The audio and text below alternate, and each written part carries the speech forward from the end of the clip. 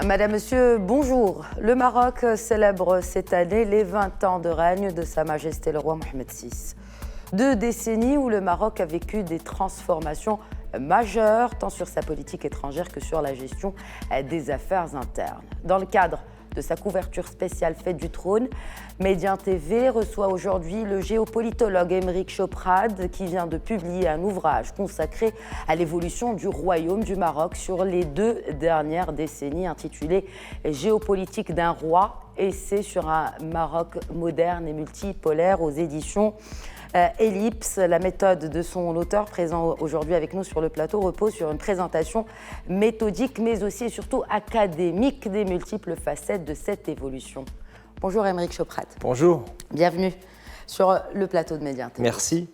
Alors, tout d'abord, une lecture empirique des évolutions des relations entre le Maroc et la France ces 20 dernières années, notamment sous les 4 présidents de la République.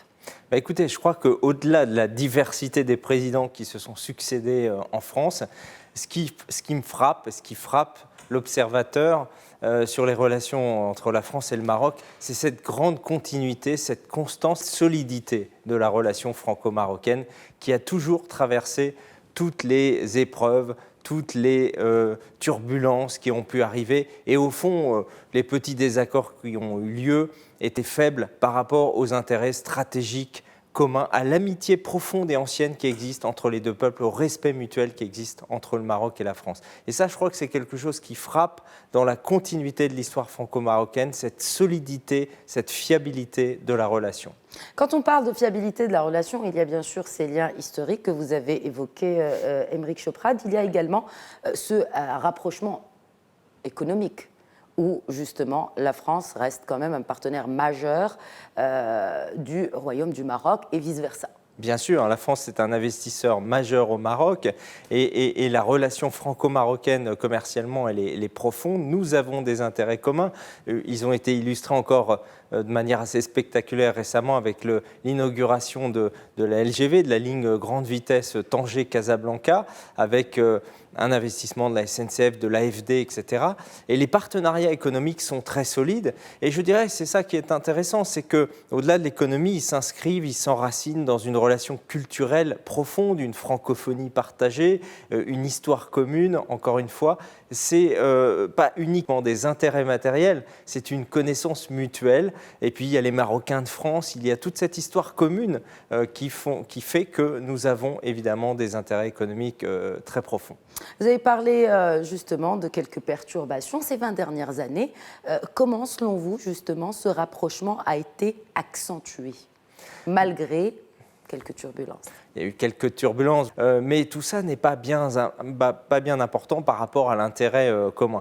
Le Maroc est un allié fiable dans la lutte contre le terrorisme, il faut le dire, et nous ne pouvons pas nous passer de cette alliance qui est solide et dont nous avons besoin, nous Français, pour affronter ce défi qui frappe toutes les sociétés du monde musulman comme les sociétés occidentales.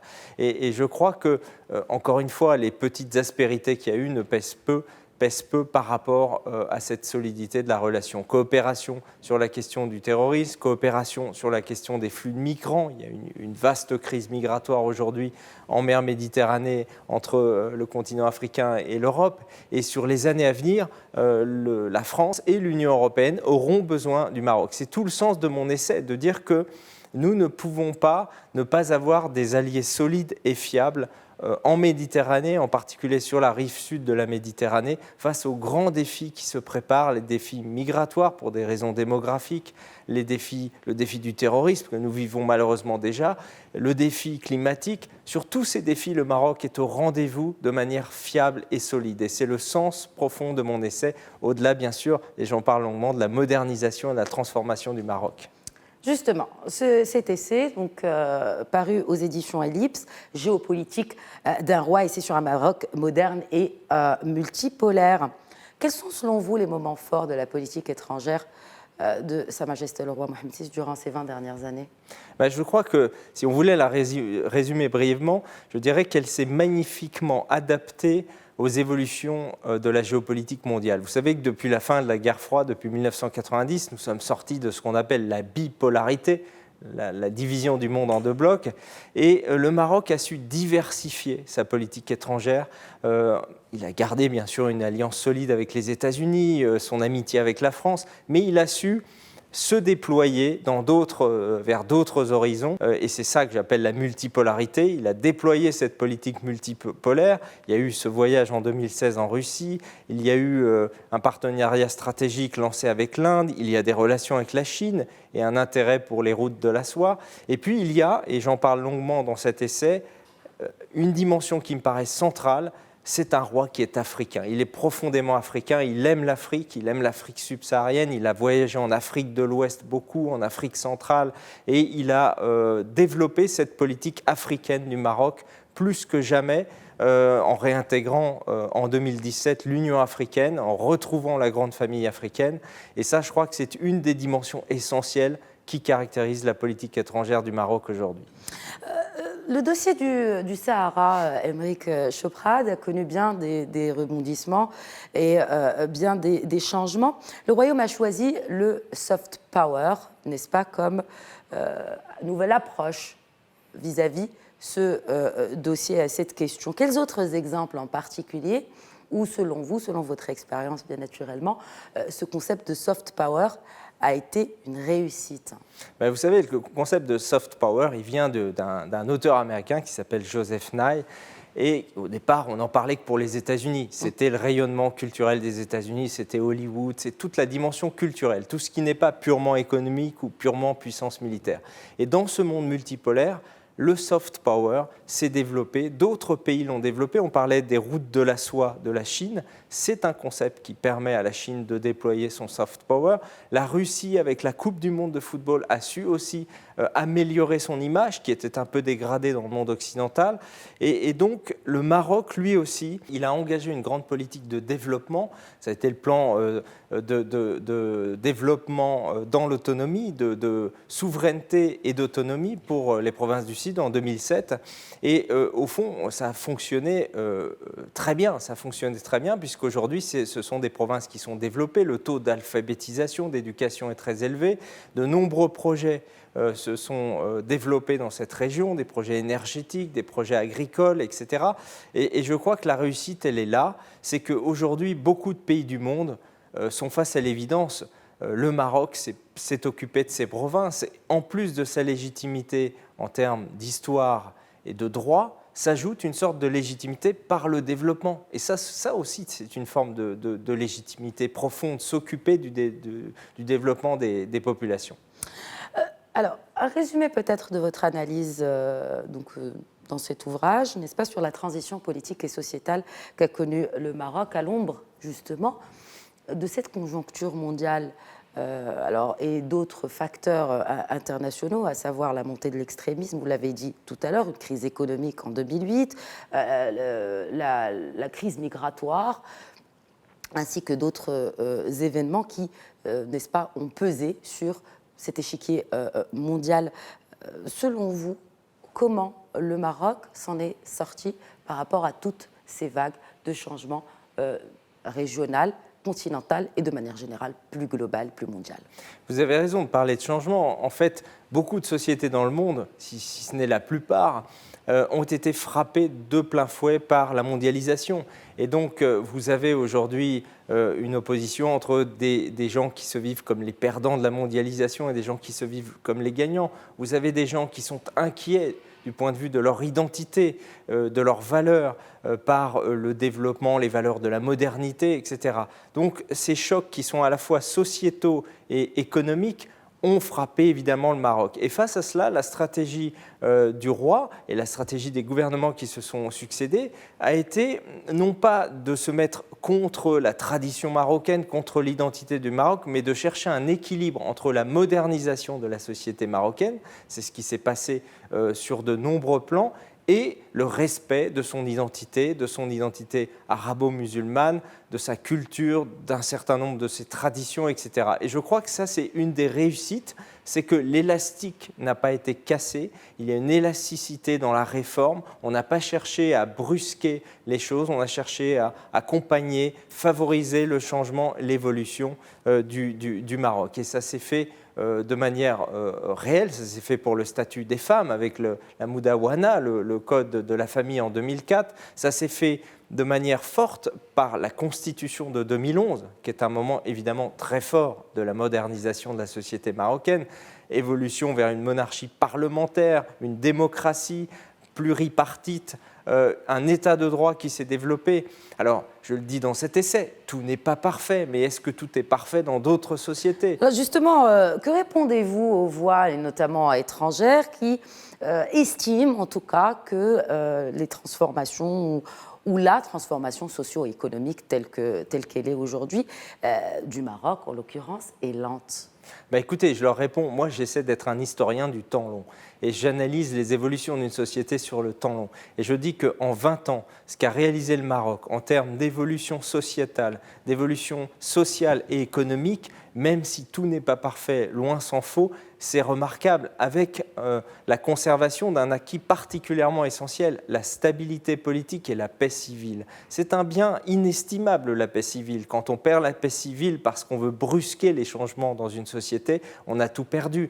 Et ce qui a été très bien mené, c'est cela, cette capacité à réformer sans casser l'élastique. Et c'est ça que je souligne. Et encore une fois, je dis à ceux qui sont un peu des mauvais coucheurs, qui trouvent toujours des défauts partout, je suis très à l'aise pour leur dire que bien sûr, tout n'est pas parfait et je le souligne, il y a encore beaucoup d'inégalités sociales, il y a encore beaucoup à faire en matière de chômage des jeunes. Soit dit en passant, il y a certains pays d'Europe qui ont des problèmes avec le chômage des jeunes et qui devraient ne pas donner trop de leçons sur le sujet. Donc il faut toujours regarder ce qui se passe chez soi avant de critiquer les autres. Très bien. Alors, je voudrais juste revenir justement sur cet ouvrage, Géopolitique d'un roi, et c'est sur un Maroc moderne et multipolaire. Quelle a été votre méthodologie, n'est-ce pas, pour rédiger cet essai, Émeric Choprat? Alors, vous l'avez dit, moi j'appartiens au monde académique, je suis un géopolitologue. J'ai fait une analyse que je crois scientifique et objective, mais j'ai une histoire particulière avec le Maroc que j'assume. J'ai mis le pied il y a 20 ans dans ce pays, d'ailleurs au début du règne de Sa Majesté, pour enseigner la géopolitique auprès des forces armées royales dans le cadre de la coopération entre les écoles de guerre marocaines et françaises.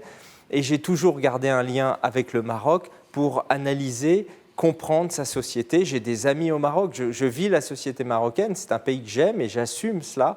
Donc, ce n'est pas, si vous voulez, un travail froid non plus. C'est un travail qui est aussi une aventure, une histoire personnelle avec le Maroc. Et je crois que c'est ce qui fait que j'ai une connaissance de ce pays. Ça donne plus de chaleur peut-être à cet essai sur le Maroc. Et ça me permet aussi de dire aussi que tout ne va pas forcément parfaitement. Ce qui fait que je crois que c'est un ouvrage objectif et utile pour comprendre aujourd'hui les transformations accomplies par ce pays en 20 ans. De par votre expérience, vous avez cité un élément très important, celui de votre expérience. En tant que consultant, vous avez travaillé avec beaucoup de pays, il n'y a pas que le Maroc. Oui. Si on devait faire un benchmark par rapport justement à cette approche géopolitique du Maroc, et notamment avec les pays du Sud, peut-être un résumé de cette approche, quelle serait-elle ? Moi, je dirais que vous avez prononcé le mot de soft power. C'est très vrai que le Maroc n'a pas choisi la stratégie de montrer les muscles comme certains voisins, d'essayer de montrer qu'ils sont les grandes puissances militaires, etc. Il a choisi la compréhension, le dialogue. Regardez cette stratégie d'intégration régionale, développement, il y a plus de 50 accords de libre-échange du Maroc avec d'autres zones. C'est vrai avec la CEDEAO en Afrique de l'Ouest, avec des États d'Afrique centrale. C'est vrai avec l'approfondissement du partenariat avec l'Union européenne qui a franchi toutes les étapes. Aujourd'hui, c'est un partenaire avancé de l'Union européenne, le Maroc. Et ça, c'est remarquable. Donc, tous ces partenariats se sont développés, régionalisation, rayonnement diplomatique aussi. La COP 22, le Maroc a accueilli sur le grand sujet du climat en 2016 la COP 22 à Marrakech, le pacte des migrants à Marrakech. Donc sur tous les grands sujets, le Maroc est au rendez-vous comme un espace aussi de dialogue, de confrontation des idées sur des sujets qui, encore une fois, animent et provoque parfois des turbulences dans toutes les sociétés, pas seulement les sociétés du continent africain et d'Afrique du Nord, mais aussi les sociétés européennes qui sont parfois de manière violente, je le vois dans mon pays, traversées par ces crises sociales. Eh bien, le Maroc a une approche de dialogue, une approche de respect des différentes tendances progressistes, conservatrices sur les questions sociétales, plus libérales, plus sensible, plus dirigiste sur les questions économiques. Il y a une espèce de... et je crois que, et j'ose le dire, c'est le fait que le roi soit au-dessus de la mêlée, comme arbitre au-dessus de ces forces contradictoires, qui assure une stabilité et un dialogue au sein de la société marocaine et une capacité donc à progresser dans la paix. Est-ce que vous avez parlé de polarité, en tout cas aujourd'hui, de l'approche marocaine, mais on sent aujourd'hui qu'il y a une division, notamment géopolitique, entre l'Orient et l'Occident. On voit que l'Orient s'ouvre plus, l'Occident, et en l'occurrence les États-Unis en particulier, et quelques pays européens également, se tournent plus vers un protectionnisme, un nationalisme. Est-ce qu'aujourd'hui on n'est pas dans une croisée des chemins, pour reprendre une de vos expressions dans ce livre ? Vous savez, l'histoire, la roue tourne toujours, donc il est logique, le monde occidental a... depuis le XVIe siècle, grosso modo, était un peu le moteur de l'histoire, a dirigé un peu l'histoire en termes de puissance économique, militaire, etc. Et aujourd'hui, un certain nombre de pays occidentaux, face à l'émergence, face aux émergents, la Chine qui promet peut-être d'être bientôt la première puissance mondiale, eh bien, vivent plutôt mal. On vit toujours assez mal son déclin et on vit toujours assez mal le fait qu'il y ait une remise en question des hiérarchies géopolitiques et économiques. Et c'est le défi du monde auquel j'appartiens, le monde occidental, c'est d'arriver à accepter ce nouveau monde tout en défendant, et c'est légitime, ses intérêts. Moi, je comprends le fait qu'il y ait des angoisses identitaires et civilisationnelles, même au sein de la société française et au sein des sociétés européennes.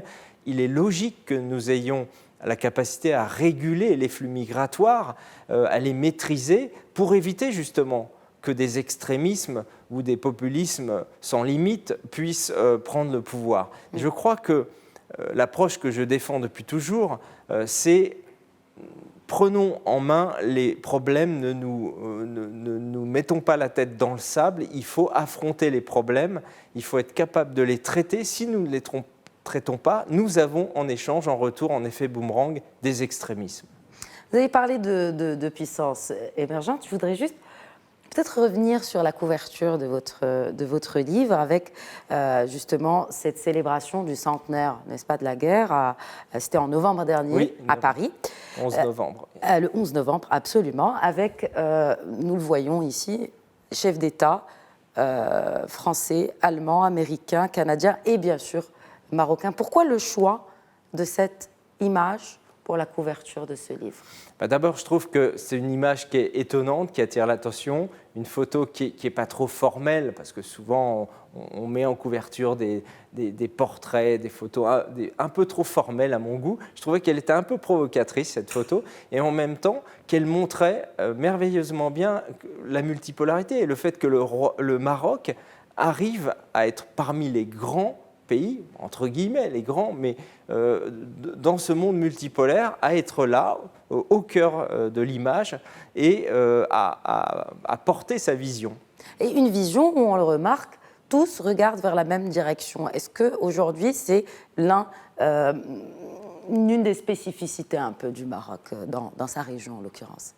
Alors le Maroc a je crois, cette caractéristique de comprendre les différentes forces, y compris antagonistes, qui sont en train de s'exercer dans la mondialisation. Des forces qui veulent le maintien d'un certain nombre de valeurs traditionnelles, enracinées dans des convictions religieuses, et en même temps des forces qui veulent une transformation sociétale, une modernisation du statut de la femme, une modernisation de tout un tas de choses. Et j'ai oublié de dire dans la Constitution cette capacité à avoir intégré toute la dimension de l'histoire marocaine, qui n'est pas seulement un pays arabo-musulman, c'est un pays qui a intégré la dimension amazique, la dimension saharo-hassani, donc pour les provinces du Sud, la dimension hébraïque, c'est inscrit dans la Constitution. C'est-à-dire que l'ensemble de l'histoire du Maroc est respecté, intégré, comme une formidable volonté de réconciliation de tous les Marocains avec leur spécificité et leur pluralité. Et ça, je trouve que c'est très moderne